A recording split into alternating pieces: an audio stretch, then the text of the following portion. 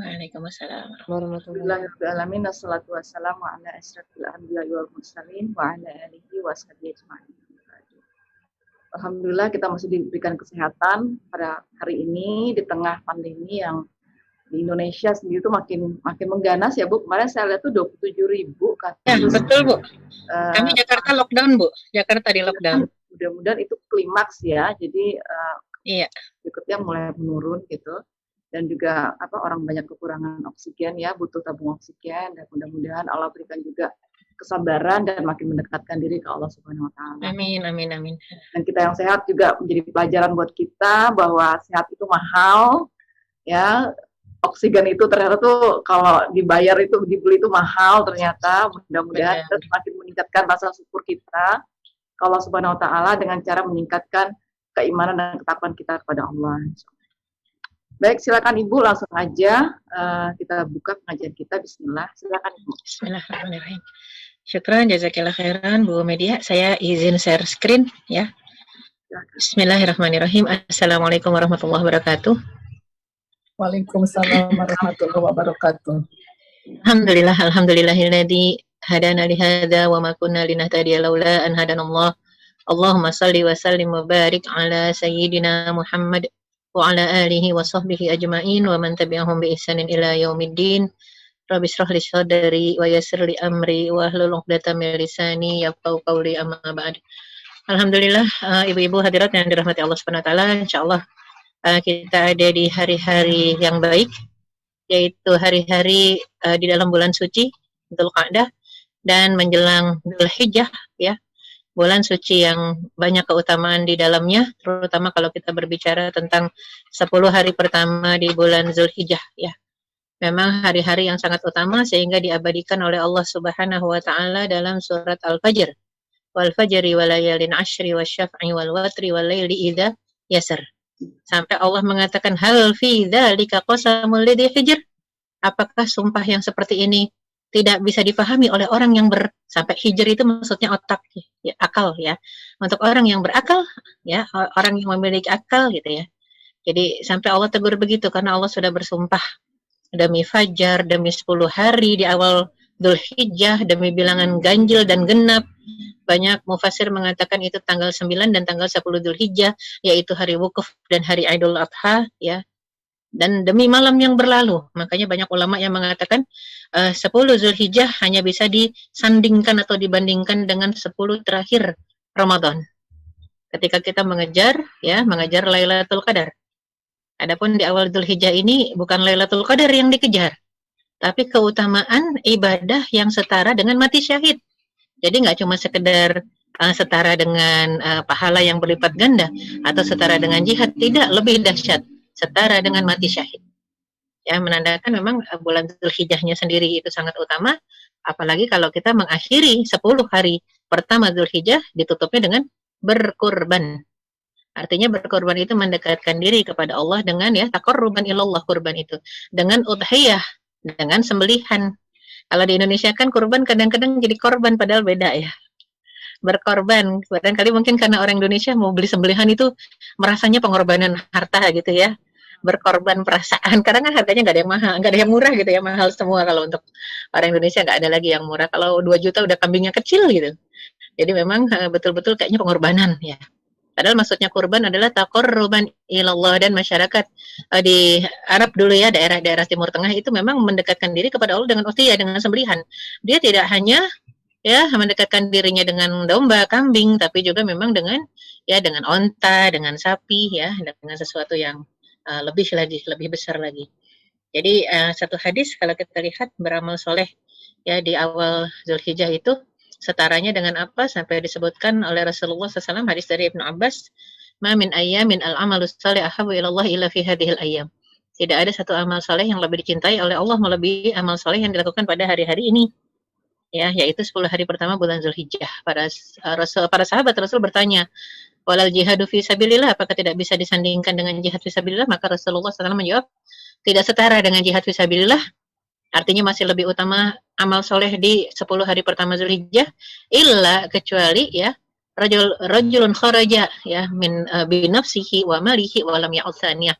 Kecuali seseorang tadi yang jihad keluar dari rumahnya ya bersama harta dan nyawanya dan tidak kembali lagi. Itu baru setara dengan beramal soleh di 10 hari pertama bulan Zulhijjah. Artinya setara dengan mati syahid. Mati syahid ya. Ya. Jadi amal soleh yang seperti apa? Ternyata banyak amal soleh yang bisa dikerjakan.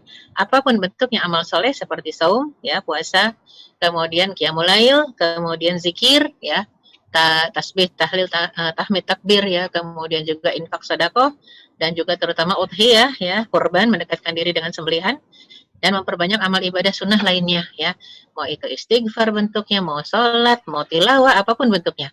Maka di sana setara dengan mati syahid insya Allah, ya. Nah, kemudian kita lihat dalam hadis Bukhari juga disebutkan senantiasa hambaku yataqarrabu ilayya bin nawafil hatta uhibbu. Jadi seorang hamba kalau mendekatkan diri kepada Allah dengan yang fardu itu sudah sewajarnya. Sudah seharusnya memang hamba itu ya begitu ya, menyembah mengabdi kepada Allah Subhanahu wa taala.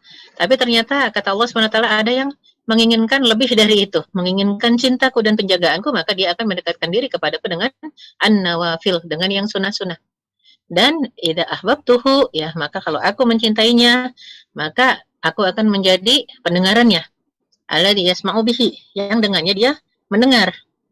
Wa basaruhu alladzi yubsiru bihi, dan aku akan menjadi penglihatannya yang dengannya dia melihat. Wa sami'ahu alladzi yasma'u bihi, dan aku akan menjadi telinganya yang dengannya dia mendengar. Kemudian aku akan menjadi tangannya, akan menjadi kakinya. Artinya apa yang disebut menjadi di sini artinya menjaga. Ya, menjaga mata, telinga kita, lisan kita, tangan kita, kaki kita. Ya, kalau Allah sudah jaga maka kita tidak akan melihat kecuali yang diizinkan, tidak akan mendengar kecuali yang boleh didengar, dan tidak akan berbicara kecuali yang boleh dibicarakan atau diucapkan oleh lisan kita.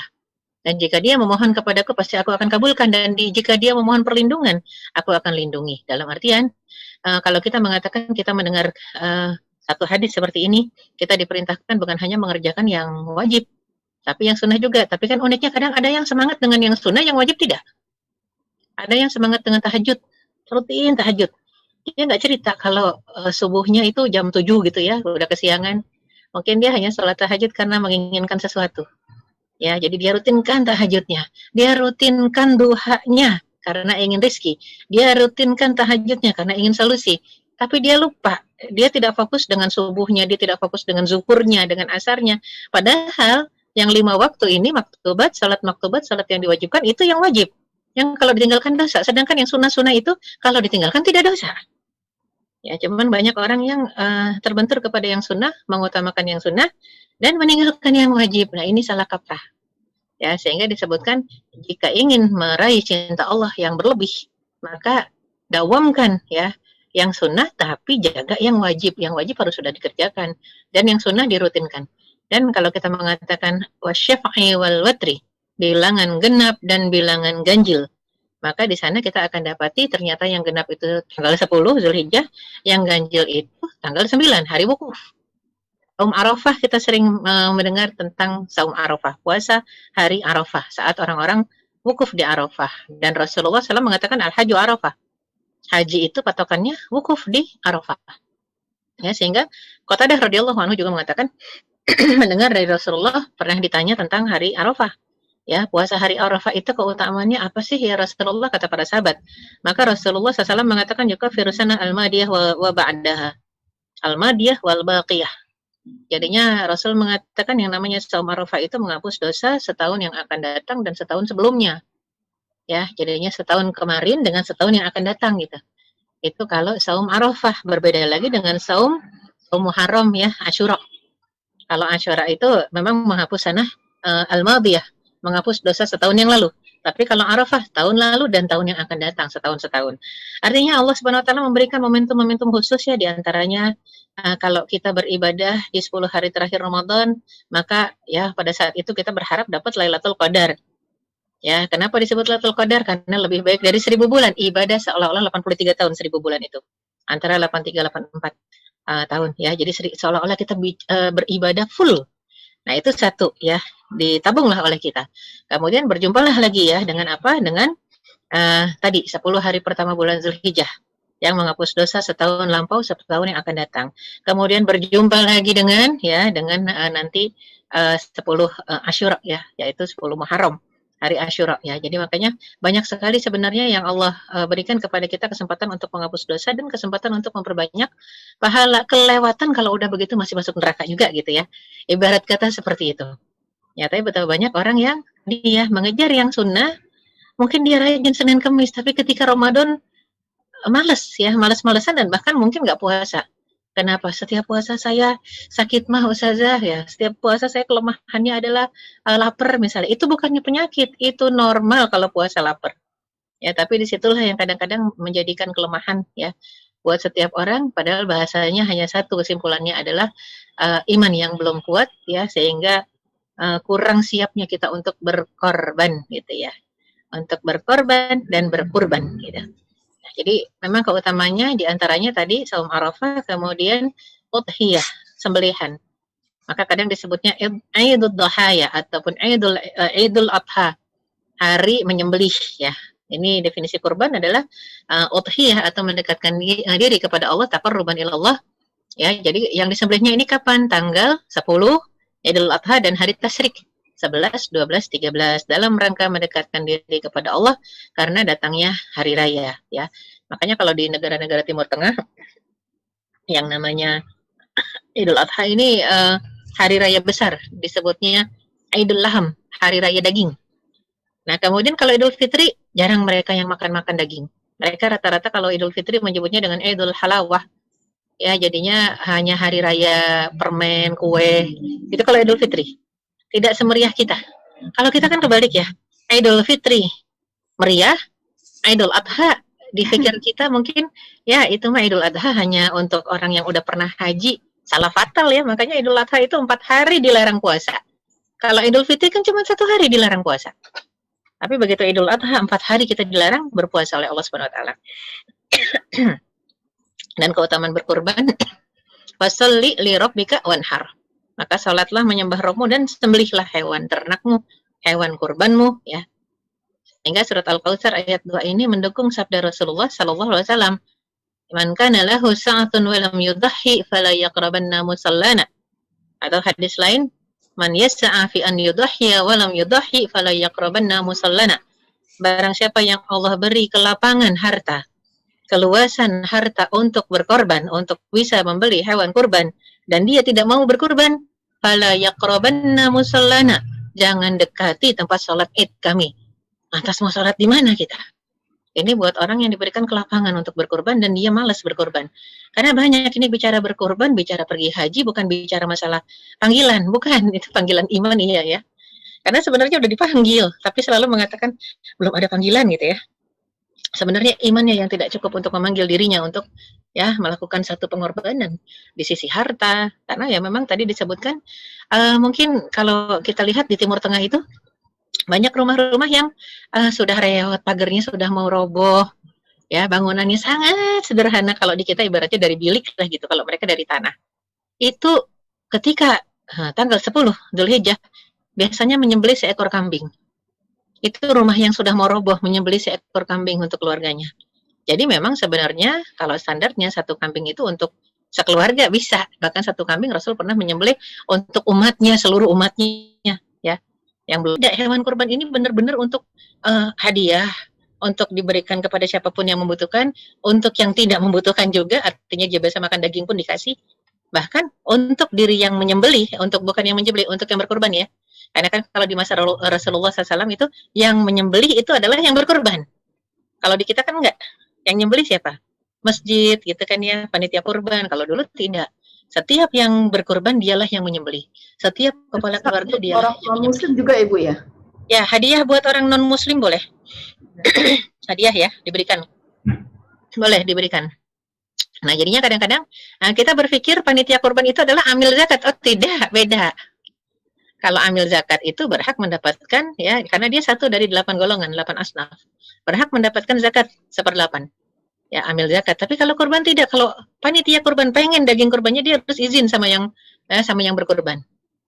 Boleh nggak Pak nanti misalnya saya sisakan sekitar 10 kilo untuk nyate-nyate. Nah, itu dia izin harusnya. Ya, kenapa? Emang ada begitu. Cuman masalahnya kita nggak paham. Sehingga kadang-kadang sahibul kurban aja malu, jengah ketika ingin mengambil dagingnya, padahal dia berhak 1/3. paling banyak sepertiga, kata Rasulullah. Paling banyak sepertiga, nggak boleh lebih dari sepertiga. Jadi sahibul kurban, orang yang memang berkurban atas namanya atau nama keluarganya itu berhak. Misalnya kalau ditanya, Pak mau bagian apa? Ada yang suka salting gitu ya, salah tingkah nggak enakan. Aduh, masa sih yang kurban ditanya bagiannya? Udah saya berikan aja kepada fakir miskin. Padahal di hati pengen. Nah, jangan ya. Ya sebenarnya dia berhak. Walaupun kita mengatakan, tolong minta pahanya satu. Itu kan cuma seperempat. Nggak apa-apa, kita berhak. Masalahnya orang Indonesia nggak enakan dan nggak ngerti kalau itu justru disunahkan. Afdalnya dia ikut makan daging kurbannya, itu afdal. Bahkan Rasulullah SAW pernah menyembelih 10 ekor unta, karena beliau sendiri yang berkurban pada saat itu, 10-10-nya disembelih sendiri, ya, pakai pedang, gitu. Karena kalau nyembelih unta itu harus berdiri untanya, jadi orangnya juga harus berdiri, ya, gitu. Akhirnya disembelihlah oleh Rasulullah 10-10-nya, terus Rasul minta tolong kepada sahabat, tolong ambil sedikit-sedikit dari paha unta-unta tadi. Ibarat kata ambil sekilo, bayangin aja kalau 10 ekor, sekilo kali 10 kilo. Apa Rasul makan? 10 kilonya. Tidak, Rasul bilang rebuslah di satu panci, ya, jadikan sup onta gitu ya, sup daging onta, jadikan sup daging onta. Rasul cuma ambil beberapa sendok dengan kuahnya. Artinya karena dijadikan jadi satu panci, itu gambarannya adalah Rasulullah SAW sudah makan ya 10 bagian dari 10 ekor untanya. Itu bayangkan dicontohkan seperti itu ya. Jadi memang yang paling utama dan paling afdal dikerjakan oleh seorang anak Adam di Yaumun Nahar. Kenapa disebut Yaumun Nahar tanggal 10 itu hari Idul Adha? Karena disebutkan hari mengalirkan darah. Tapi darah sembelihan ya, bukan darah orang. Ya, mengalirkan darah kurban. Maka hendaklah merasa senang. Yaumu aklin wasyurbin, hari makan dan hari minum. Ya.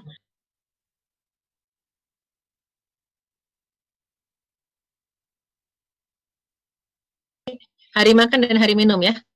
Makanya kenapa disebutkan dalam surat Al-Hajj juga ini agar manusia menyaksikan berbagai manfaat bagi mereka dan supaya mereka menyebut nama Allah. Liyudhkar ismallah ya. Jadinya itu fi ayyamin ma'dudat, pada hari yang telah ditentukan tanggal 10 sampai tanggal 13 Zulhijjah. Ya, ini juga agar mengingat rezeki yang Allah berikan kepada mereka ya. Bahimatul an'am. Ya, makanya disebutkan fa'at'imul ba'isa wal faqir. Maka undang orang makan dan berikanlah sebagiannya ya kepada apa? Kepada orang yang sengsara dan orang fakir ya. Ini semua anjuran. Dan juga surat Al-Hajj ayat 36 ya, ketika Allah Subhanahu wa taala sudah menjadikan onta-onta itu sebagian dari syiar Allah. Makanya kenapa contohnya onta? Karena onta kan paling besar dibanding kambing dengan sapi gitu ya. Untuk apa? Untuk agar kalian memperoleh kebaikan yang banyak. Maka fazkurullah ya fi ayyamin ma'lumatin ya. Jadinya memang sebutlah Allah pada hari-hari ya di mana kita menyembelihnya, yaitu tanggal 10, 11, 12, 13. Dalam keadaan berdiri dan telah terikat. Ya, ini kalau onta kan nyembelihnya gitu, beda, nggak dibaringin ya. Kemudian apabila mereka telah roboh mati, maka makanlah sebagiannya dan beri makanlah orang yang ridha dengan apa yang ada padanya, yang tidak meminta-minta dan orang yang meminta. Artinya orang-orang yang butuh ini ya, itu kadang-kadang sa'il wal mahrum. Kadang ada yang minta-minta, dan kadang ada yang mahrum. Mahrum itu mengharamkan diri dari meminta-minta karena menjaga muru'ah. Maka tugas kita ya untuk memberikan daging kurban kepada orang yang membutuhkan lebih utama ya, sama ada dia minta ataupun tidak minta. Nah, cuman kalau di Timur Tengah ini jarang orang yang minta itu ya. Karena tadi disebutkan sampai rumah yang sudah mau roboh saja dia nyembelih 1 ekor. Kadang-kadang 1 kepala kambing itu bisa berkeliling kampung sampai balik ke rumah yang nyerahin. Jadi satu rumah menghadiahkan ke tetangganya. Tetangganya karena nyembelih juga hadiahin lagi ke tetangganya, terus sampai akan kembali ke rumah pertama. Jarang yang ngantri, apalagi memang mereka menyembelih masing-masing di rumah, bukan di masjid, di koordinir ya. Itu kan di Indonesia. Ya, jadi memang betul-betul kita lihat hikmah berkorbannya. Pertama, kita mungkin sudah bahas di pertemuan yang lalu, ini perjuangan Nabiullah Ibrahim napak tilas. Ya, bagaimana Rasulullah SAW sudah selalu mengingatkan para sahabat untuk ayo belajar menapak tilasi ya sirah sejarah Nabi Ibrahim, makanya sampai disebut Khalilullah, dan kekasih Allah itu hanya 2, yaitu Nabi Ibrahim dengan Nabi Muhammad SAW, orang yang sangat dicintai oleh Allah Subhanahu wa taala ya. Bukti kecintaannya juga begitu ya, sampai semua perjuangannya dijadikan contoh. Peneguhannya akan tauhid, ketaatan dan keimanan yang luar biasa kepada Allah, yang wujudnya adalah tindakan ya, ikhlas walaupun berat tapi ikhlas. Mengorbankan apa yang dicintainya. Dan kurban ini tanda pengorbanan. Makanya ketika Allah SWT ta'adzana rabbuka, ya. Jadi Allah mengatakan kepada Nabi Ibrahim juga bahwasanya qad saddaqta ru'ya. Kamu benar sudah melaksanakan apa yang kau lihat dalam mimpimu. Ya, maka ternyata wa fadainahu bidzibhin azim, kata Allah, kami tebus ya anakmu yang kamu cintai itu dengan seekor sembelihan yang besar. Ya, kemudian diabadikanlah Ibrahim itu ya sebagai seorang nabi, rasul yang memang sangat baik sebutan orang kepadanya. Sum'ahnya itu bagus. Karena Ibrahim Hanifa gitu ya, disebutnya musliman hanifan wa makana minal musyrikin. Jadi memang wassalamun ala Ibrahim, sampai surat As-Saffat ayat 100 sampai 109 itu menggambarkan betapa Allah mencintai Nabi Allah Ibrahim alaihissalam. Lantas kalau kita bicara mendekatkan diri kepada Allah dengan sembelihan di Idul Adha, apa sih hukumnya? Yang pertama wajib menurut sebagian ulama. Ya, jadi kalau disebut wajib, maka yang diberikan kelapangan rezeki kalau nggak nyembelih dosa. Ya, ini sebagian ulama mengatakan wajib untuk orang yang dilapangkan rezekinya oleh Allah. Nah, kemudian sebagian ulama lagi mengatakan tidak wajib, sunnah muakkadah. Bagi siapa? Apakah bagi yang dilapangkan rezekinya? Tidak, sunnah muakkadah bagi setiap muslim. Mau punya uang, mau nggak punya uang, sunnah muakkadah. Nah, ini kan di antara dua pendapat. Ada nggak yang meringankan, artinya kalau orang miskin nggak usah korban? Nggak ada yang meringankan begitu. Tapi sekali lagi, banyak. Kalau masyarakat Indonesia kita kadang genes gitu ya. Yang beli rokok tiap hari 10.000 itu bisa mengumpulkan uang, coba 10.000 kali 30 hari. Ya, 10.000 sehari kalikan 30 hari, 300.000. Coba kalau dikalikan 10 bulan, 3 juta. Dikalikan setahun, 3.600.000 itu kebeli kambing yang besar. Masalahnya dia tidak mau menabung. Untuk 10.000 sehari diniatkan untuk nanti kalau Idul Adha saya ingin beli kambing. Ya, atau saya ingin patungan sapi. 3,6 itu besar sekali sudah. Ya, patungan sapi yang besar itu. 3,6 satu orang. Jadi kadang kalau dibilang nggak korban, aduh nggak ada uang, tapi rokok rutin beli 10.000 sehari ya. Artinya kenapa untuk sesuatu yang Allah makruhkan, minimal makruh ya statusnya. Kalau maksimalnya haram jelas.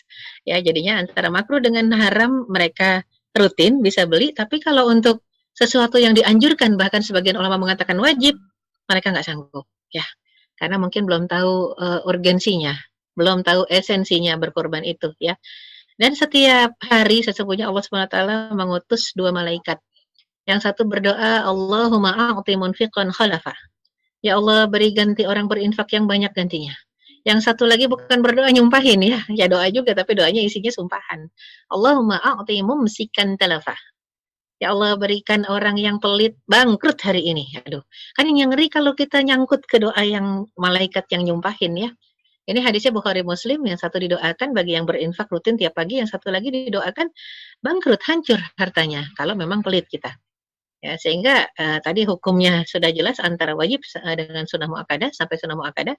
Adapun syarat sah hewan kurbannya, bahimatul an'am, artinya hewan ternak yang sudah tertentu, kambing, sapi, onta, nggak ada yang lain. Jadi kalau ada yang pengen kurban pakai kelinci nggak sah gitu ya. Atau pengen kurban pakai ayam juga nggak sah. Dan usia hewan kurban harus cukup ya. Cukup dalam kategori syariah ya, termasuk cukup kalau onta 5 tahun, sapi 2 tahun, kalau kambing 1 tahun, domba 6 bulan. Domba itu kelihatan besar ya, walaupun memang yang lebat hanya bulunya. Hewan kurban tidak boleh cacat fisik, nggak boleh buta, pincang, sakit, dan boleh jantan, boleh betina. Mungkin banyak ulama yang mengatakan afdal jantan, karena khawatir si betina ini lagi nyusuin. Ya, maka kalau kita menyembelih ibunya, kan kasihan menzolimi anaknya yang lagi nyusu. Makanya kenapa lebih afdal jantan gitu ya. Kan nggak ada istilah ini kambing janda, kan nggak ada ya. Ataupun sapi janda, nggak masalah. Tapi kalau memang betina, nah ini boleh jadi dia ibu yang menyusui, kita menzolimi anaknya ya. Dan lebih diutamakan jantan di situ alasannya ya. Kemudian juga kita lihat tadi syarat sah ya. Sebentar nih rada hang. Biaya pengadaan hewan kurban hanya boleh dari 1 orang untuk kambing, ini pengadaan bukan peruntukan. 1 orang untuk kambing, 7 orang untuk sapi, serta 10 orang untuk onta ya. Nah, adapun peruntukan atau ditujukannya tidak terbatas pada individu yang mengeluarkan biaya untuk membeli hewan kurban, tapi juga bisa diperuntukkan untuk keseluruhan keluarga dan orang-orang yang diniatkan. Seperti contohnya Rasulullah SAW dulu pernah berkurban seekor kambing sambil di spelling itu niatnya. Ya Allah, saksikan ini min Muhammad. Ini dari Muhammad. wa ali Muhammad wa ashabi Muhammad wa ummati Muhammad sallallahu alaihi wasallam ila akhir zaman. Ya Allah, satu ekor kambing ini ya atas nama saya, keluarga saya, sahabat saya, dan umat saya sampai hari kiamat. Yang belum pernah berkorban sudah dikorban oleh Rasulullah. Cuman korban itu kan bukan sekali, korban itu setiap tahun. Dan banyak yang nggak sadar tentang itu. Sama seperti kita kok tiap tahun nyari Lailatul Qadar, sunnah. Sunnah nyari Lailatul Qadar ya, sampai 10 hari terakhir itikaf. Kenapa nggak cuma setahun aja, kan kalau dapat Lailatul Qadar sudah tercover 85 tahun. Inilah perbedaan kita dengan umat-umat terdahulu. Kalau umat terdahulu umurnya sampai 850 tahun, 950 tahun. Rasulullah SAW sempat meminta kepada Allah, ya Allah setarakan umur umatku yang 60 tahunan ini menjadi 950 tahun. Akhirnya Allah berikan adanya Lailatul Qadar yang sekali beribadah kalau dapat di malam itu, ya setara dengan beribadah 1000 bulan atau ya sekitar 83-85 tahun. Kalau cuma dapat setahun, ya cuma dapat segitu. Tapi coba kita anggap kita dapat 10 tahun. Dari sekian banyak umur kita, anggap 10 kali dapat Lailatul Qadar. Sudah 850 tahun kita ibadah. Terhitung umur kita hampir menyamakan orang-orang yang di zaman Nabi Nuh alaihissalam. Ya, jadi ini karunia Allah Subhanahu wa taala. Kalau disebut hewan kurban yang sumbernya dari 1 orang, kalau kambing 7 orang, kalau sapi 7 orang dan onta 10 orang, ini diperuntukannya bisa untuk siapa saja. 1 ekor onta untuk 1 kampung boleh. 1 ekor kambing untuk 1 keluarga, emang itu yang dicontohkan di masa Rasul. Ya, walaupun Rasul pernah, tadi 10 ekor onta juga pernah. Ya, jadinya itu ada yang masalah pemahaman kita yang mungkin berbeda-beda. Kalau di Indonesia kadang-kadang tahun ini si bapak, tahun depan si ibu ya istrinya. Kemudian tahun berikutnya anak sulung, tahun berikutnya anak kedua, nggak masalah, boleh.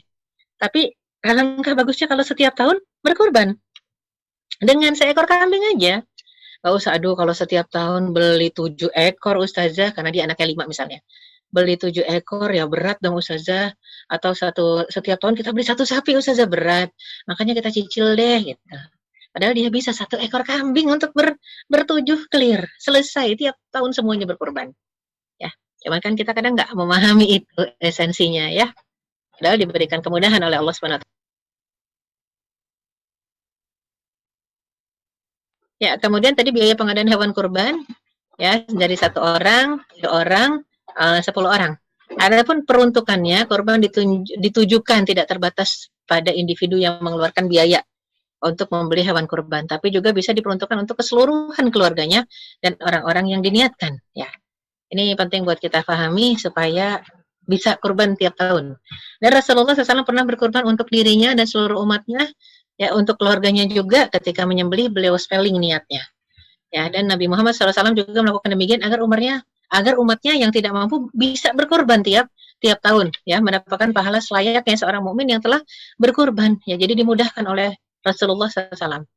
Hendaknya kita menjaga adab-adab dalam menyembelih hewan kurban seperti yang disunahkan oleh Rasulullah. Hendaknya pemilik kurban menyembelih sendiri hewan kurbannya, atau kalau kita minta tolong tukang jagal, misalnya kita saksikan penyembelihannya. Ini dalam kondisi normal.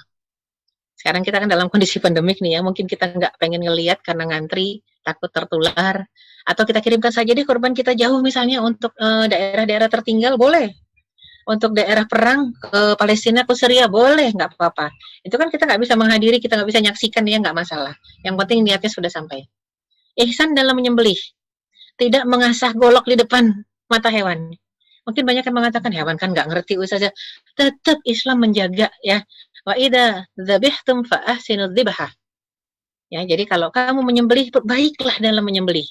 Ya, sampai disebutkan falyuhidda syafratahu wal yurih dzabihatahu.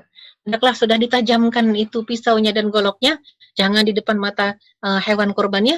Wal yurih dzabihatahu. Buatlah sembelihannya ini nyantai gitu ya. Jadi hewannya nggak ketakutan dipaksa-paksa.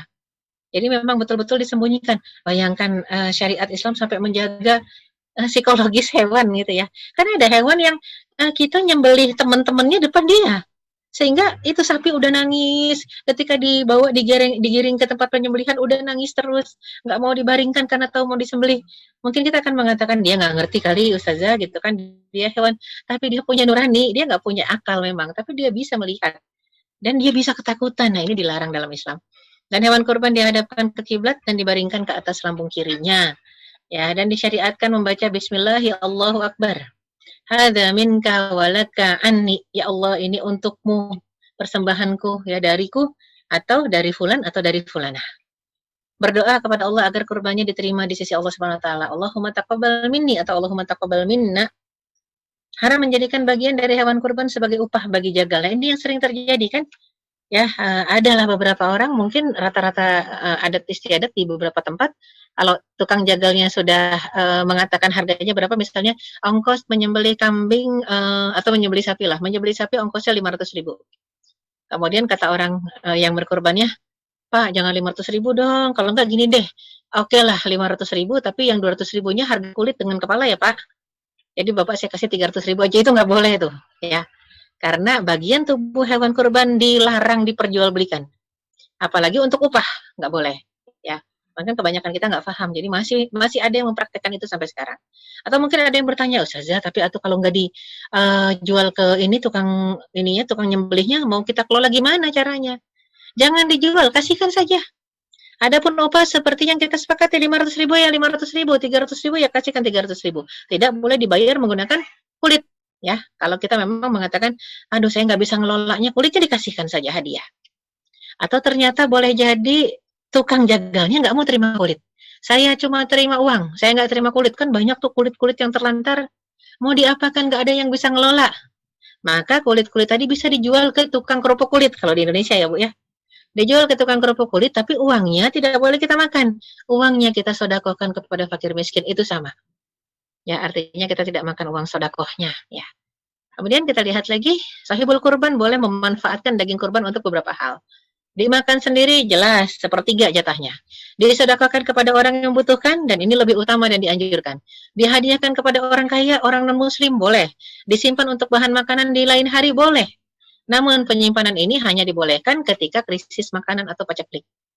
Ya, tapi jadi kalau misalnya, wah ini hari-hari yang tidak ada krisis makanan, bagusnya dibagikan habis. Ya, jadi kalau misalnya krisis makanan, simpan nggak apa-apa, di freezer kah, dijadikan kornet kah, nggak boleh dijual belikan itu. Jadi dikasih ketika orang membutuhkan, ya dikasih percuma gitu, artinya dikasih kondisi tidak bayar, ya gratis. Nah itu nilainya sama dengan nilai kurban. Ya, maka yang paling penting diperhatikan lagi, ya mungkin ada di slide lain sebenarnya, adab orang yang berkurban. Begitu masuk 1 Zulhijjah, disunahkan untuk nggak cukur-cukur, potong-potong. Nggak potong kuku, nggak cukur rambut, nggak potong rambut ya. Itu adabnya. Yang berkurban ya. Yang berkurban itu adabnya dia tidak potong-potong. Ya, kenapa? Ternyata kuku kita nanti ketika kita sembelih hewan kurban itu jadi saksi. Ya, atas apa pengorbanan kita. Atas apa dosa kita yang diampuni. Dan rambut kita juga begitu kita potong hewan kurbannya juga jadi saksi ketaatan kita. Jadi Rasulullah sangat ingin nanti kalau mau potong-potong itu, kalau mereka udah selesai jadi saksi, udah selesai dikurban, silahkan potong-potonglah. Itu satu pendapat dan paling banyak ulama berpendapat tentang itu. Ada juga yang mengatakan itu nggak boleh potong kuku, nggak boleh potong rambut untuk orang yang ihram. Jadi yang namanya ihram itu, ya namanya ihram kan nggak boleh potong-potong, nggak boleh cukur-cukur. Ya, ihram umroh juga gitu, sampai tahallul. Sampai sudah selesai prosesi semua, tawaf, sa'i, tahalul, silahkan potong-potong. Nah, jadi ada dua pendapat itu ya. Kemudian, jadi kalau haji juga begitu. Kalau ihram haji jelas ya. Ihram pertama sudah boleh ya, udah boleh ganti baju ihram, udah boleh potong kuku, udah boleh potong rambut. Kalau baru ihram pertama saja, tahallul pertama saja, bukan ihram pertama, tahallul pertama, itu paling yang bolehkan semuanya kecuali hubungan suami istri. Baru ke tahallul kedua barulah kita diperbolehkan semuanya gitu ya. Jadi itu satu gambaran sunnah yang dicontohkan oleh Rasulullah SAW yang bisa kita praktekkan sampai sekarang. Nah, pendapat lain lagi tentang masalah potong kuku, potong rambut adalah pendapat yang sangat minim ya, minoritas dari segelintir ulama. Ternyata yang dilarang dipotong rambut dan kukunya itu bukan hanya sahibul kurban.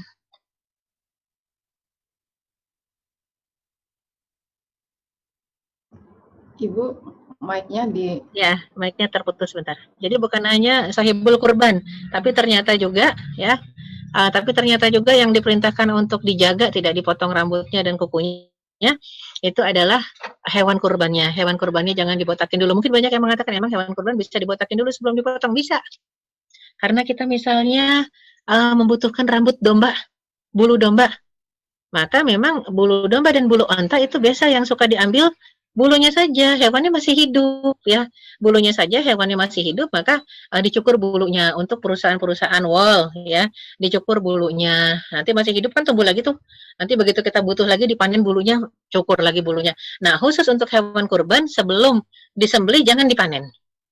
Karena sebanyak bulu-bulu hewannya juga itu akan menjadi saksi di hari kiamat kita sudah mengerjakan ketaatan di jalan Allah, kita mendekatkan diri kepada Allah dengan sembelihan kita ya. Jadi itu kalau kita lihat betapa Allah SWT memberikan pilihan-pilihan banyak dalam kehidupan kita khususnya di bulan-bulan suci ya, di hari-hari terbaik. Ingat, beribadah di 10 hari pertama di bulan Zulhijjah itu setara dengan mati syahid. Artinya jangan batasi jenis ibadahnya, apapun juga kerjakan selagi kita bisa mengerjakannya, selagi kita masih diberikan kesehatan, ya masih diberikan rizki menghirup oksigen gratis. Betapa bisa menyadari oksigen itu sekarang mahal sekali gitu ya. Ayo bersyukur salah satunya dengan mendekatkan diri kepada Allah.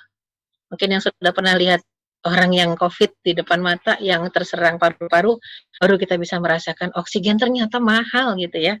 Memang luar biasa, mahal sekali sekarang oksigen itu. Jadi rumah sakit juga, aduh, sampai di tempat-tempat parkir ya, di pekarangan rumah sakit itu semua sekarang sudah digelar bukan cuma tenda darurat yang kalau ada tenda darurat enak masih ada kasurnya, ada ininya tempat tidurnya. Ini yang sudah digelar di bawah, Bu. Digelar di bawah semua. Nah, jadi itu bukan cuma sekedar berita karena beberapa orang sahabat saya suaminya udah wafat ya karena COVID.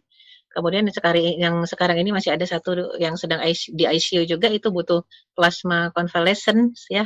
Jadinya itu juga kita lagi nyariin kemana-mana.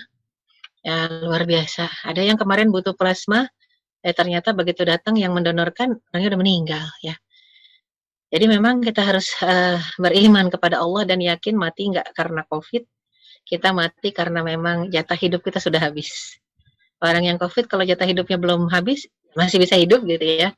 Masalahnya kita dalam kondisi seperti ini tetap harus menjaga. Makanya ini berita-berita terakhir untuk Idul Adha di Indonesia, karena kita lockdown sampai tanggal 20 dan tanggal 20 itu adalah hari Idul Adha, kemungkinan besar tidak bisa sholat Idul Adha di masjid. Dan kemungkinan besar juga ya tidak bisa menyembelih sama-sama ya rame-rame. Wallahu alam nanti bagaimana prosesnya, teknisnya, tapi yang jelas kita mohon doa semoga Allah Subhanahu wa taala memudahkan kita ya untuk berada dalam jalan ketaatannya dengan kondisi yang sudah jauh lebih ringan dibanding sekarang ya. Ratusan ribu setiap hari yang tertular dan yang namanya tim medis sudah nggak punya kekuatan lagi. Itu yang kita khawatirkan ketika roboh sudah ya, artinya dokter-dokter berjatuhan sudah. Karena anak saya yang lagi COVID ini juga perawat Bu ya, salah satunya perawat.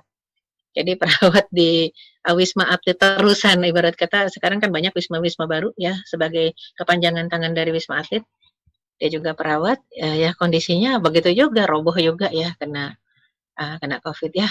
Wallahu a'lam bishawab. Semoga Allah SWT memberikan kita karunia sehat walafiat sampai dipanggil ke sisi Allah dalam kondisi husnul khatimah. Amin ya rabbal alamin. Saya kembalikan ke hostnya. Silakan Bu. Baik, jazakallah khair Ibu atas penjelasannya dan tausiahnya pada hari ini. Baik, kita akan buka sesi tanya jawab. Silakan langsung bertanya. Yang ada pertanyaan, silakan.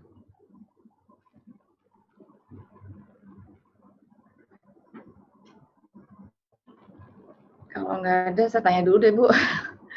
Ibu, ini saya kan itu kurban itu kan sebenarnya adalah perintah untuk orang yang tidak berhaji ya. Iya. Gitu ya. Dan untuk yang berhaji juga Bu. Orang yang berhaji juga. Enggak, iya. saya bingung nih antara gini. Karena saya kan kalau kita itu atau jemaah Indonesia deh, Iya. hajinya kan tamatu ya. Iya. Tamatu itu ada damnya, denda gitu. Terus dengan cara berkurban. Nah, saya tuh ingat banget saya kan berangkat dari Hong Kong. Nah, itu mungkin karena ilmu saya juga masih rendah juga, jadi saya cuma ikut aja apa yang diperintahkan. Oke, kita tambahin ongkos aja dengan untuk denda gitu. Tapi saya nggak ngerti apakah itu dendanya untuk apa, kenapa kita denda.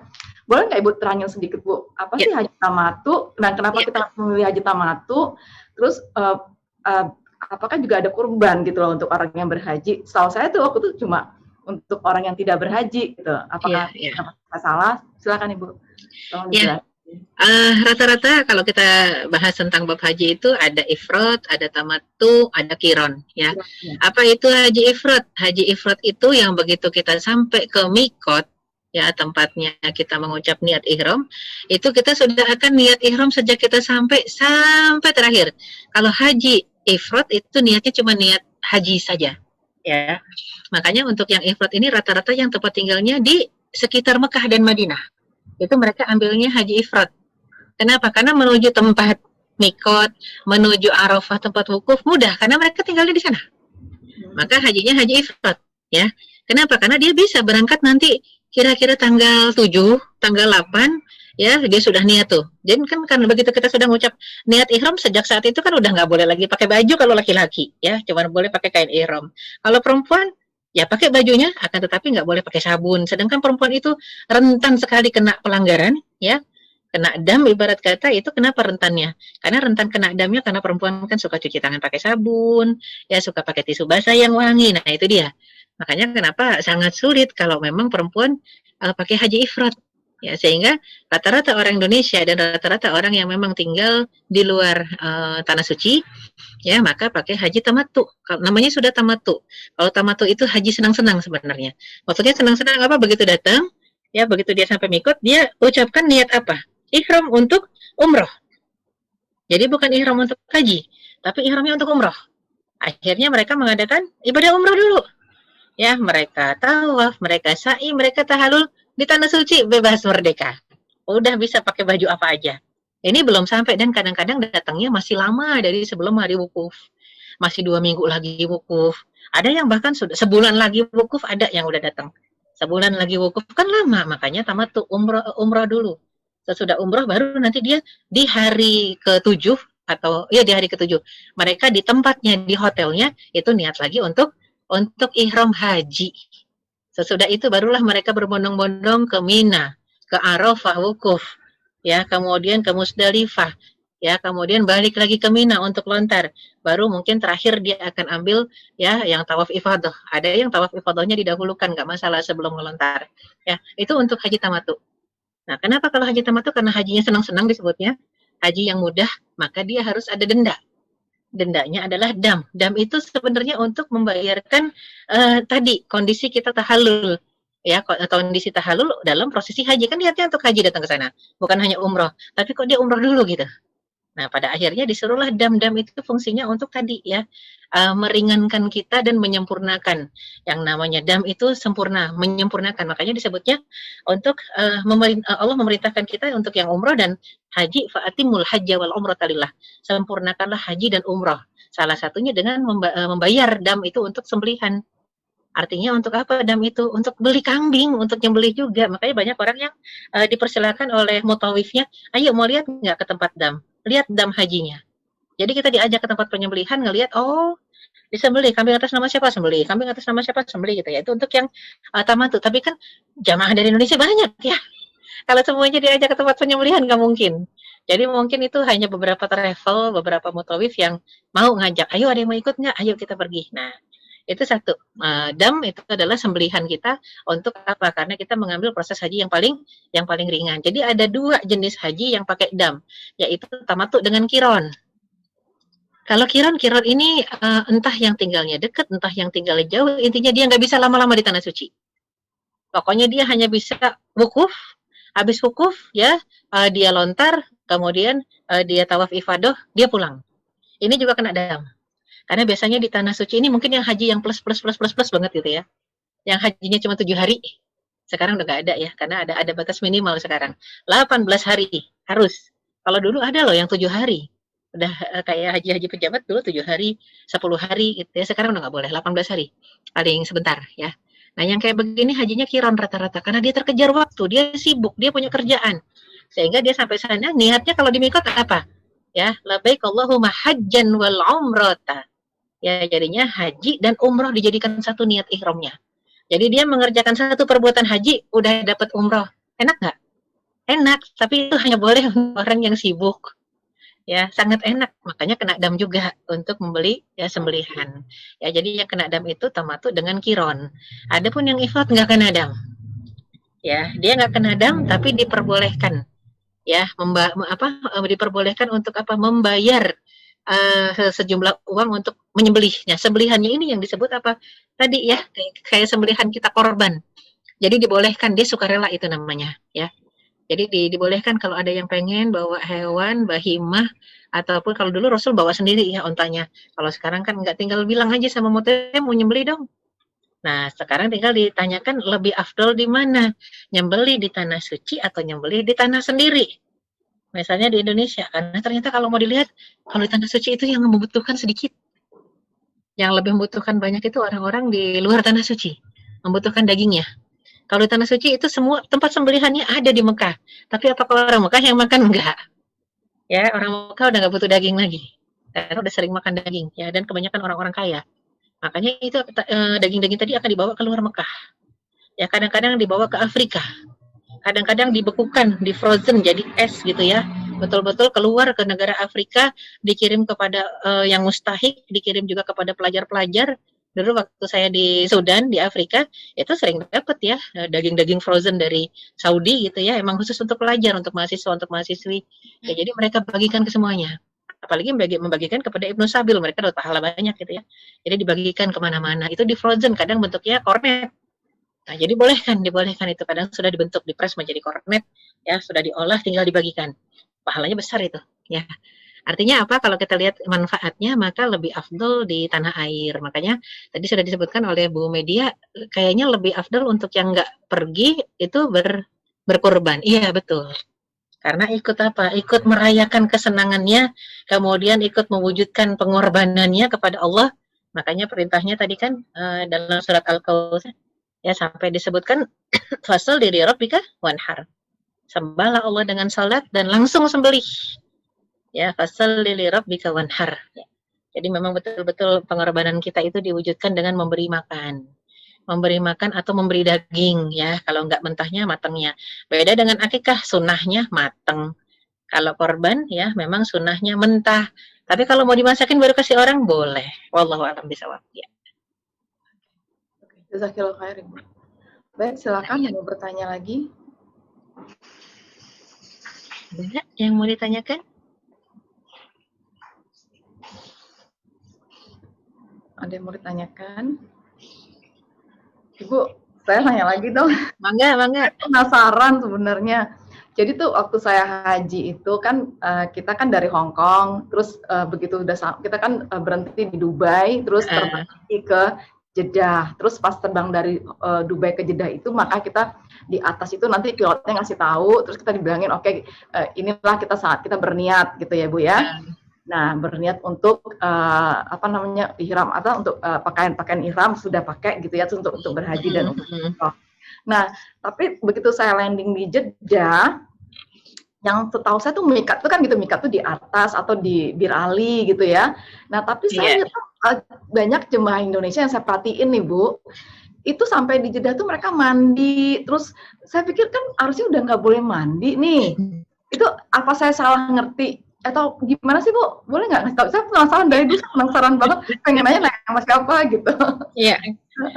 Jadi sampai ini ya saking orang Indonesia tuh pengennya kan mudah ya Bu ya. Pengen segala sesuatu, pengennya mudah. Pengennya mempermudah ya. Sampai akhirnya Arab Saudi mempermudah hanya untuk orang Indonesia Bu. Dipermudah. Jadi mikot itu nggak di atas. Karena pikir orang Indonesia kan di atas pesawat nggak bisa mandi. Atau mandilah di Indonesia. Tapi jangan niat ihram di Indonesia.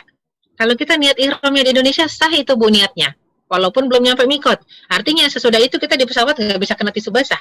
Makanya jangan niat ihram di Indonesia, niat ihram nanti di pesawat aja. Di mikot ya, kalau sudah lagi melampaui mikot, kita niat ihram. Itu sebelum Jeddah, kurang lebih 30 menit sebelum nyampe ke Jeddah. 40 menit sebelum nyampe ke Jeddah. Itu sudah kita melewati ya Lamlam, ya Datu Irkin, kita lewat tuh di atasnya. Itu mikot, tapi orang Indonesia banyak yang menginginkan, meminta kepada pemerintah Arab Saudi, bayangin sampai minta, boleh nggak kita mikotnya di Jeddah aja. Itu nggak pernah kejadian di masa Rasul, Jeddah jadi mikot. Jadi cuma ada di masa ini. Khusus untuk orang Indonesia. Karena mereka minta. Akhirnya kata pemerintah Arab, ya udah deh buat orang Indonesia biarin deh. Padahal itu sebenarnya sudah hitungannya melampaui mikot ya. Harusnya kena denda tuh, kena dam juga tuh harusnya, melampaui mikot. Cuman kata pemerintah Arab, udahlah kita buat mikot baru khusus untuk orang Indonesia. Jadi orang Indonesia banyak yang sampai asrama haji yang ada di Jeddah, mereka mandi, ya, mereka ihram, wah udah deh. Banyak tuh yang kayak gitu, Bu, ya. Jadi udah. Jadi akhirnya mereka mikotnya di mana mereka tinggal gitu, landing pertama kali hotelnya gitu. Enggak, Jeddah, Bu. Di Jeddah itu ada asrama haji. Jadi di Jeddah di bandara, Bu, ya. Di bandara Jeddah itu ada. Jadi tepatnya nggak gitu jauh deh dari bandara Jeddah. Itu khusus untuk mungkin ada yang tahu di Jeddah ada 2 bandara. Bandara haji dengan bandara internasional. Nah, di bandara haji itulah mereka kadang-kadang mandi. Ya, itu untuk yang mereka mandi di bandara haji, ya. Atau satu lagi kalau dari laut, karena saya dulu juga dari Afrika, dari Sudan, itu dari laut, Bu. Di port itu, ya, justru di port Jeddah itu, jadi Jeddah itu ada pelabuhannya. Di pelabuhan itu juga banyak itu, Bu, yang mandi. Ya, yang mandi. Jadi di pelabuhan ada, malah nyaman itu kalau yang di pelabuhan. Ada kayak asramanya, Bu, ada kasur-kasur. Jadi kalau mau nginep di situ dulu boleh. Kayak asrama haji sinilah, ya, kayak asrama haji di Indonesia. Ada kasur-kasur, mau mandi juga dipersilahkan.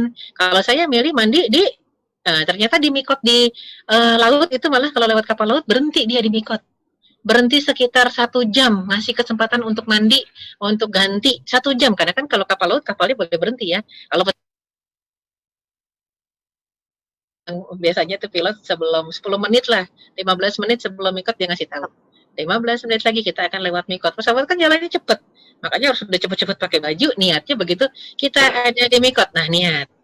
Jadi udah siap-siap pakai baju bapak-bapaknya. Tapi kalau di kapal laut nyaman sekali, ya. Kapal berhenti ngasih tahu, ini mikot, ayo segera. Kalau kita nggak mau mandi nggak apa-apa. Ya, cuman kalau laki-laki kan pasti ganti baju dia. Ya, kalau kita nggak ganti baju lagi boleh, tapi sayang 1 jam lama. Ya, enaknya mandi, kemudian udah rapi, pakai parfum sebelum niat. Ya, pakai wangi-wanginya sebelum niat. Sesudah itu kita ucapkan niat. Sudah nggak lama, sejam lagi kapalnya jalan, lengkap sejam. Itu sudah menuju bukan airport, namanya pelabuhan, ya. Kalau lewat laut. Jadi, dan banyak yang enggak, nanti aja di Jeddah aja lebih nyaman. Waduh, orang Indonesia lebih nyari nyaman ya dibanding nyari sahnya gitu, ya, dibanding nyari afdol. Kadang-kadang mereka nyari nyaman gitu ya. Wallahu a'lam bishawab. Alhamdulillah, akhirnya terjawab penasaran saya 12 tahun nih, Bu. Saya penasaran banget, tapi nggak tahu apa. Oke, jazakallah khair, Ibu. Wah, iya, ini ada pertanyaan. Ada dari Mbak Dita. Assalamualaikum. Saya ingin menanyakan masalah kurban. Kami dulu pernah berkurban, tapi atas nama ibu saya yang telah meninggal. Tetapi untuk saya sendiri tidak berkurban.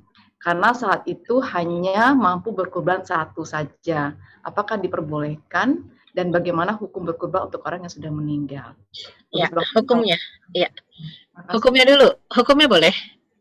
Tapi kalau ada yang bertanya, saya pengen memberikan hadiah kepada orang tua saya, misalnya almarhum atau almarhumah, kambing kurban ataupun hewan kurban. Boleh nggak? Jelas boleh, tapi sayang kalau cuman beliau yang dapat.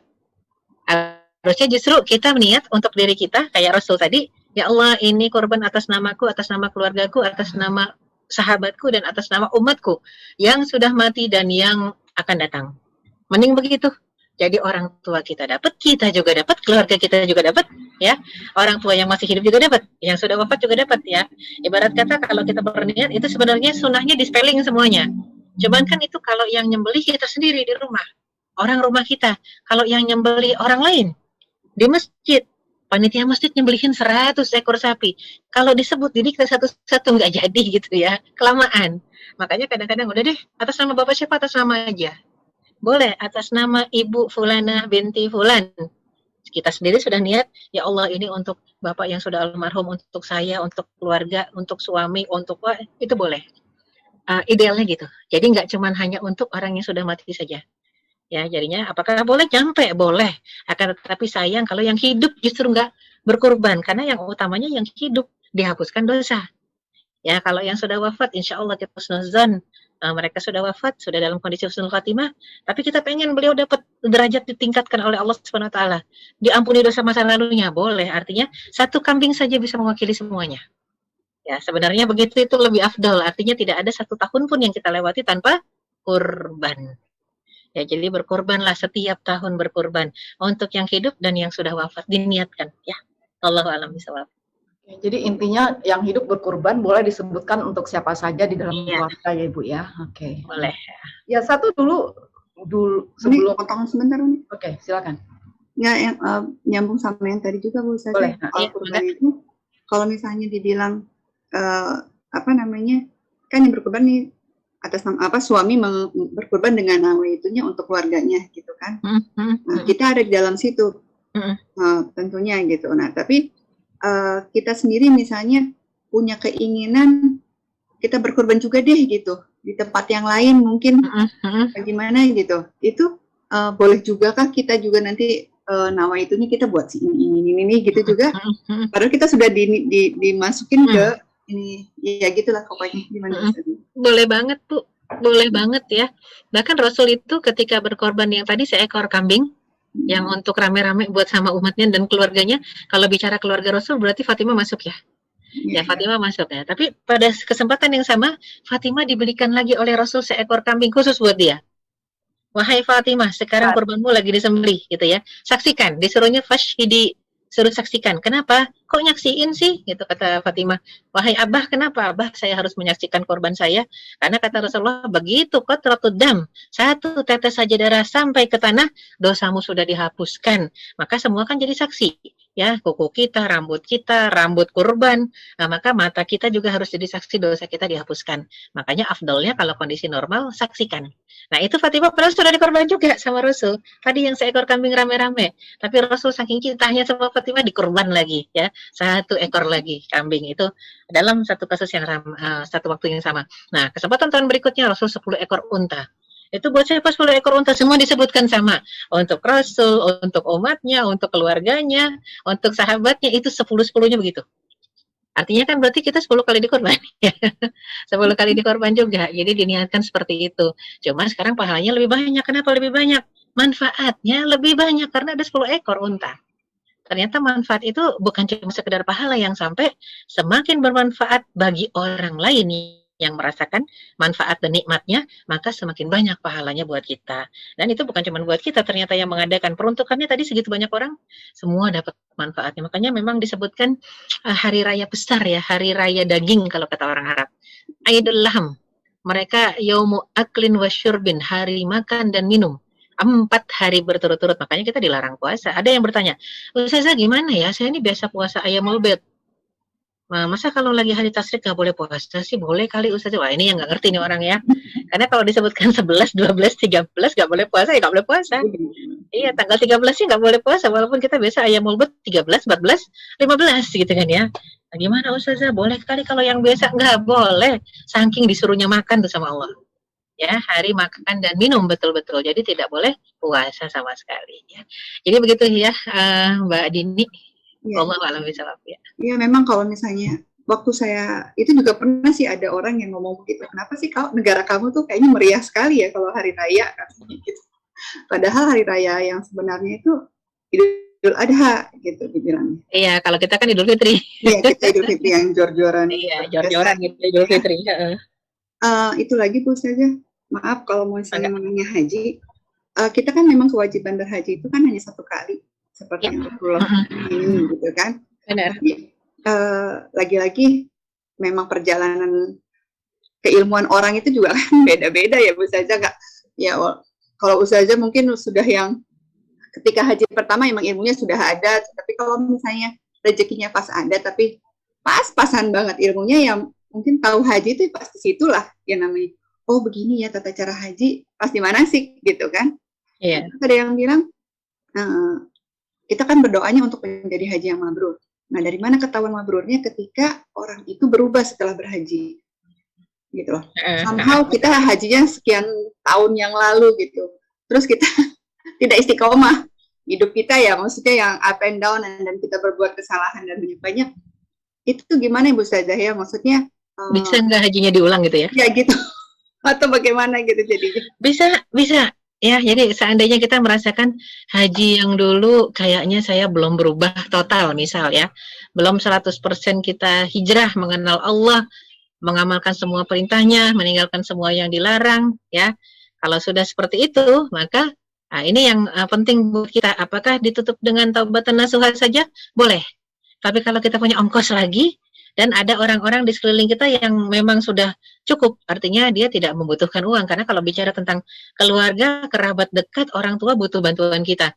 Itu haji kedua, ketiga, keempat tidak lebih afdol dibanding membantu keluarga terdekat apapun orang tua, ya, ataupun orang tua, apalagi anak misalnya membutuhkan untuk berobat, itu lebih afdol dibanding kita haji kedua, ketiga, keempat. Adapun dosa-dosa yang kita perbuat setelah haji yang dulu gimana? Taubat nasuha saja selesai. Ya, hajinya dulu tetap sah. Ini bicara kewajiban haji sah tidaknya. Cuman kita kan pengen dapat mabrurnya gitu ya. Yang mabrur itu adalah haji yang banyak kebaikan di dalamnya. Termasuk sesudahnya juga banyak kita kerjakan kebaikan setelahnya. Makanya disebut mabrur. Tapi kita sesudah haji pernah nih mengerjakan maksiat-maksiat. Sudah tutup dengan taubatan nasuha. Tapi kita ada dana. Ada dana dan orang di sekeliling kita sudah cukup. Silakan ulang lagi. Tapi bukan berarti yang dulu tidak sah. Yang dulu tetap sah.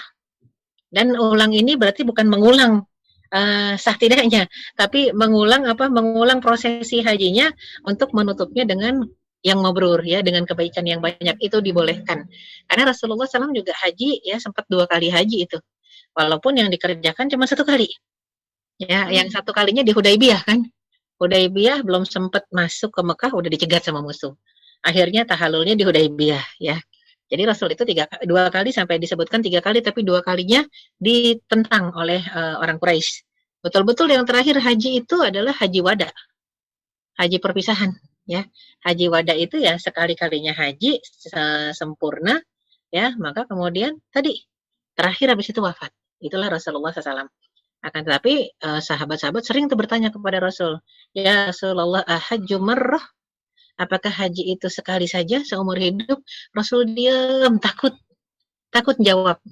Karena takutnya begitu mau jawab, Jibril buru-buru, ya, turun dari langit ke-7 mengatakan setiap tahun. Lah repot tuh, yang paling sengsara orang Indonesia kalau haji wajib tiap tahun gitu ya. Sahabat nanya lagi, ya Rasulullah, ahajju marrah? Apakah haji itu wajib setiap tahun atau sekali seumur hidup? Rasul diam sampai 3 kali nanya, barulah Jibril datang. Ya, 1 kali saja sudah gugur kewajiban kita. Barulah Rasul mengatakan, ya, haji 1 kali seumur hidup sudah gugur kewajibannya. Cuman masalah disebut mabrur atau tidak tadi disebutkan. Kebaikan yang dikerjakan sesudah haji. Sebenarnya termasuk, walaupun sudah berapa tahun menjelang baru, ya, berselang beberapa tahun dari sejak haji kita baru sadar.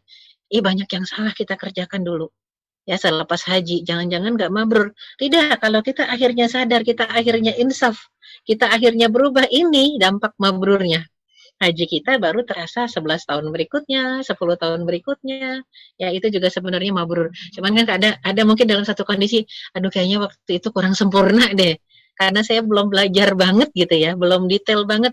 Sekarang sudah tahu detailnya, tata caranya, rukunnya, sunahnya, kayaknya pengen ngulang, boleh. Boleh, sangat dibolehkan untuk diulang, ya. Wallahu a'lam bishawab. Jazakallah khair. Ini Bu, ada lagi yang nanya nih. Maaf ya. Saya berkurban tahun ini di desa atas nama ayah saya. Apakah saya juga dilarang potong rambut, potong kuku? Ya, atas nama ayah berkorban di kampung. Ayah masih hidup tapi di Indonesia lah kan sekarangnya, mbaknya di sini. Oh iya. Yang boleh, yang harus potong rambut, potong kuku siapa? Gitu. Ya, jadi pendapat ulama malah siapa yang nggak boleh potong rambut dan potong kuku itu banyak versi. Ada yang mengatakan yang memberikan modal itu, ya. Jadinya Mbak yang tadi bertanya itu tidak potong rambut, tidak potong kuku. Terus yang kedua, dan pendapat ini yang lebih rajih, yang lebih banyak pendapat ulamanya, ya. Mayoritas ulama mengatakan untuk sahibul kurban. Sahibul kurban itu yang diniatkan. Siapa yang diniatkan berkorban? Dialah yang tidak potong rambut dan tidak potong kuku. Makanya ini kan orang hidup, ya, peraturannya sebenarnya untuk orang hidup begitu, ya. Jadinya kita yang memberikan, apalagi misalnya kita sudah pernah berkorban, sekali ini pengen menghadiahkan orang tua, oke.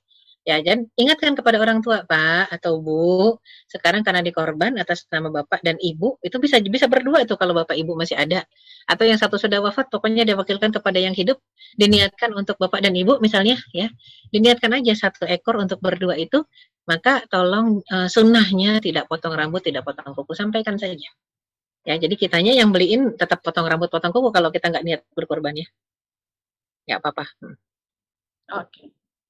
Udah ya, Mbak Tata ya. Oke. Baik, silakan Ibu-ibu, ada lagi pertanyaan?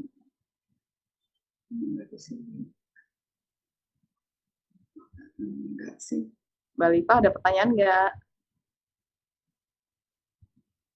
Clear kayaknya, ya udah sering berulang mungkin dengar penjelasan tentang Idul Kurban. Ini saya mau nanya juga nih kan, sebenarnya kan kalau di sini di Hong Kong ini kita nggak bisa kurban ya, emang susah gitu ya tempatnya. Nah kebetulan jadi kalau saya tuh kurban kan selalu di Indonesia lah biasanya gitu loh. Nah kemudian sempat berapa kali saya itu menghadiri pengorbanan pemotongan hewan kurban gitu loh. Cuma kadang-kadang tuh saya tuh pernah lihat video bagaimana yang benar itu memotong hewan kurban. Waktu itu ada mu'alaf di Amerika yang dia bikin video. Ternyata tuh bahkan sapi besar pun kalau benar-benar caranya benar itu sapi itu akan tunduk gitu loh. Jadi itu mengorbankan diri. Nah, tapi saya nggak melihat itu terjadi di Indonesia gitu loh. Indonesia tuh kayak kalau udah sapi tuh kayak kerja keras sekian banyak orang gitu. Padahal di video itu cuma 2 orang tuh cukup untuk merubuhkan ini itu apa sih? Apa karena emang ilmunya nggak sampai atau memang tidak ada siar-siar kurban motong itu kepada para pemotong kurban dari masjid-masjid atau gimana sih Bu ininya gitu? Jadi benar Bu, yang mungkin kita lihat rekaman ada yang dari Amerika, ada yang dari New Zealand ya. Itu rekaman-rekaman proses pemotongan yang syar'i sebenarnya. Ada yang dibisikin dulu kan, ya, dibisikin ayat-ayat suci Al-Qur'an. Ya, korbannya itu hewan korbannya dibisikin ayat suci Al-Qur'an sehingga dia nurut. Ya, jadi memang kan Rasul sudah mencontohkan jangan tarik pakai tali, tapi tariklah janggutnya, pegang janggutnya, dituntun ke tempat penyembelihan itu.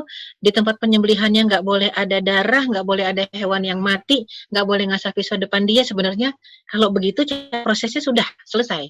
Itu hewannya akan nurut, dibaringkan nurut, ya, di wajahnya dihadapkan ke kiblat nurut itu sebenarnya. Masalahnya kan kita enggak ya, udah jagalnya ngasah depan mata, kita kemana-mana bawa tali, itu takut. Makanya disebutkan hewannya stres. Ketika hewannya stres disembelih itu dagingnya akan keras, ya, dan juga kadang-kadang bau lagi, ya. Karena dia feeling dia emang dia akan dibantai gitu ya, akan dijagal. Itu feeling. Makanya tetap kan kita bacakan Quran harusnya, telinganya dibacakan. Itu nurut sebenarnya.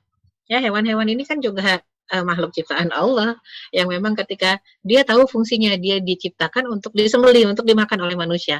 Maka sebenarnya kalau memang kita sudah ingatkan dengan nama Allah, dia akan mudah ditundukkan ya.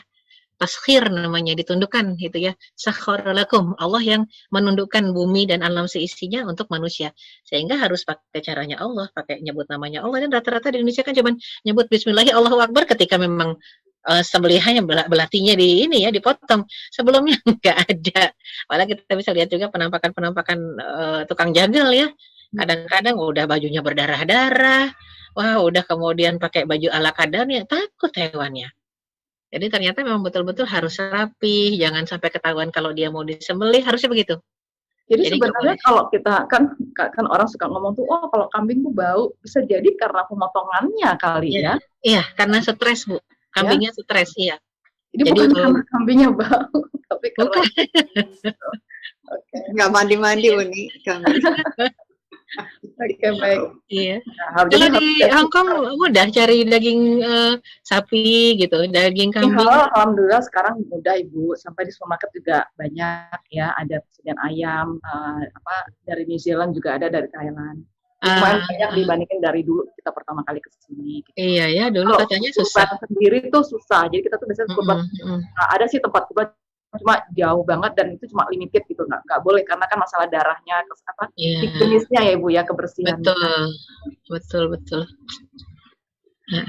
Sekarang udah banyak ya daging-daging itu. Harus ada siar kepada para tukang-tukang potong kurban ya. Benar. Tukang jagal secara menyeluruh. Iya. Edukasi, makanya sekarang ada juleha Bu kalau di Indonesia, juru sembelih halal, namanya juleha. Sampai pelatihan itu pelatihan juleha. Dulu awal-awal apa sih pelatihan juleha, laki-laki semua gitu ya juleha, ternyata juru sembelih halal. Alhamdulillah kalau gitu ya Bu ya. Jadi udah banyak pelatihan ya Bu. Baik Ibu-ibu, sebelum kita tutup ada lagi pertanyaan? Saya mau komen aja nih Bu Ustazah. Silakan. Enggak, pengalaman rumah saya di Bekasi, Bu Ustazah. Iya. Kebetulan kayaknya sih, maksudnya saya pernah tuh euforia yang namanya Idul Adha tuh emang datang untuk kita pengen nyembeli sendiri gitu kan. Karena waktu itu almarhum papa saya juga termasuk orang yang semangat, ayo bisa gitu-gitu deh. Tapi banyak cerita kalau misalnya kayak misalnya kita ngebagiin kan masjid itu kita nih hebat ya Bu, masjid itu paling seberapa meter ada masjid, kita ada masjid gitu dan semuanya bikin.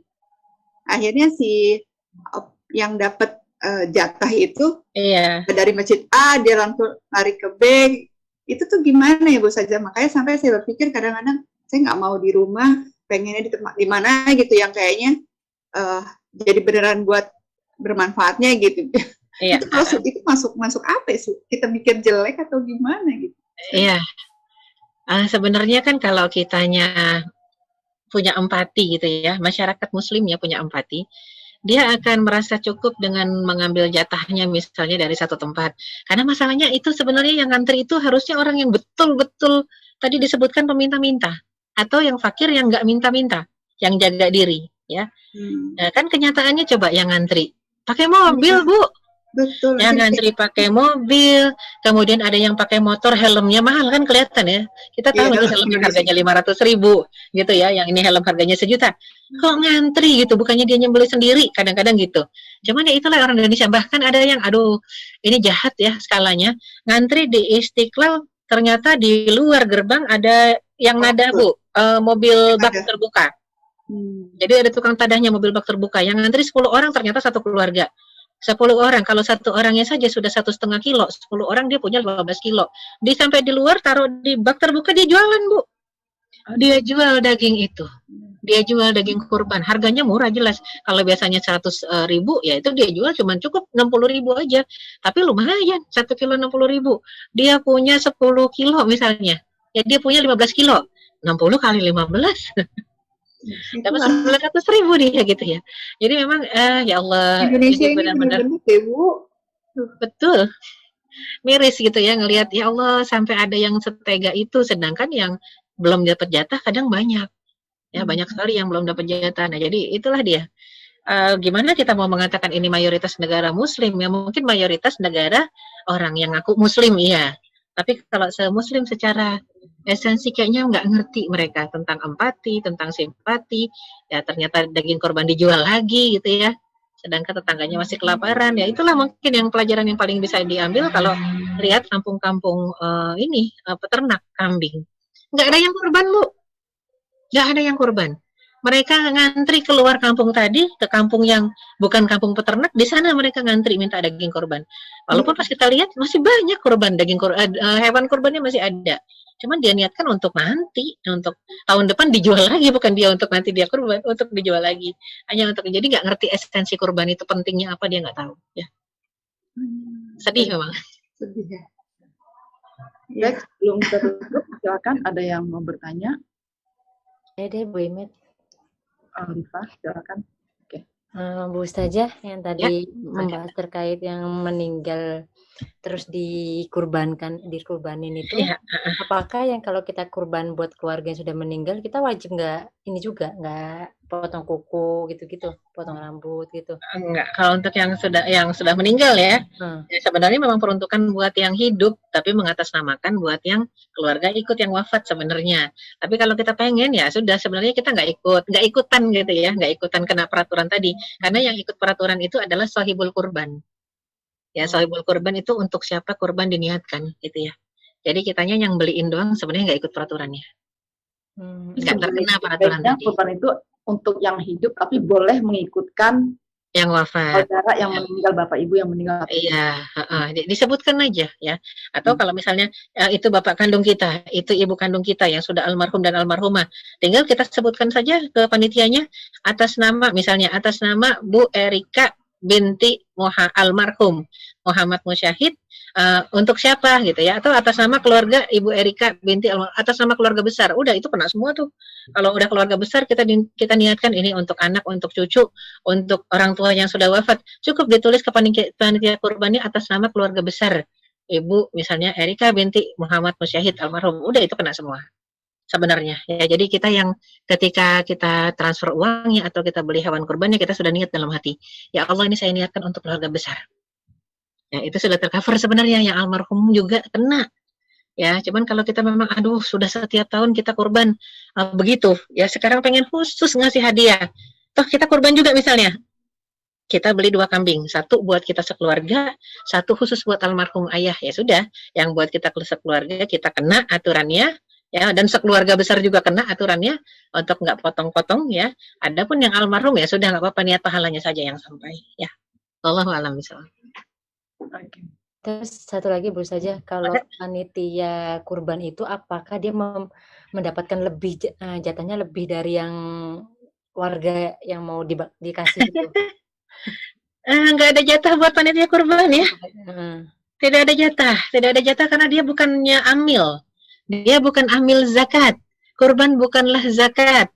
Kurban ini hanya hadiah dan sodakoh. Sodakoh untuk yang fakir miskin, hadiah buat orang kaya, bahkan untuk orang yang nggak muslim saja boleh dikasih. Dan yang namanya panitia kurban itu panitia yang pertama dia boleh sukarela, nggak minta upah.